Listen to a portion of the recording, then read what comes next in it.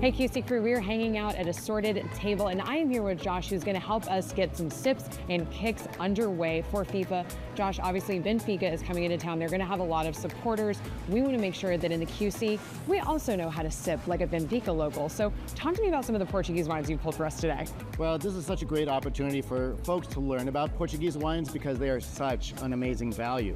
You can find many wines under $20 and they are delicious, and especially in Charlotte, humidity and heat, they're thirst quenching. So I know a lot of people can maybe say, oh, I know a specific California grape. I know a French region that I really love, but break down for me the regions of Portuguese wine that really make a statement for you. Sure, for me, the capital of Lisbon or Lisboa has a lot of great wineries, and then you move up the Douro River to Porto and Douro. You have both still dry wines and sweet dessert meditation wines that are just, oh my gosh, they're addictive. What are some of the different misconceptions that you think people often have about Portuguese wine? Because it sounds like this is really accessible. Well, yes, I'd say like Italy, France, Spain, etc. The European countries have a little bit more traction, and Portuguese wines, I think people only think of them as being Portugal. But there are some really delicious, still white wines like Vinho Verde that is from these luscious rolling hills and valleys. And look, it has like a tiny bit of effervescence, not too much alcohol. This is a great wine, a porch pounder. Porch pounder, we love. Cheers. Oh, crisp, light, sunny, tart. This just tastes like sunshine in summer. It tastes like a good mood. So definitely something to kick off a game with for sure. But then if you want a little bit of red wine, this Quinta de Chocopaya, this is an indigenous grape called Castelao.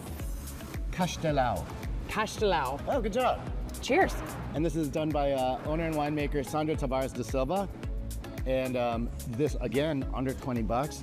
It is, please experiment with indigenous grapes from Portugal. You got it. Aye, whatever you say, coach.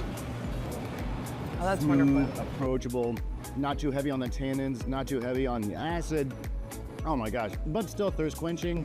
Yeah, absolutely beautiful. So Josh has actually been coaching me on being a grown-up and being able to have red wine. And this is definitely something that I feel like I can learn on, and just making it, like you said, accessible and really easy to sip, even throughout the summer with that Charlotte heat. Also, you have really great neighbors with tasty food, which makes for a great pairing, right? Right here, especially with this Vinho Verde, we have tinned fish. So when you go to Portugal, so maybe some of the viewers are not familiar with Blockbuster, but you'd go to a venue that looks like a Blockbuster video, and it has just hundreds and hundreds of different tinned seafood.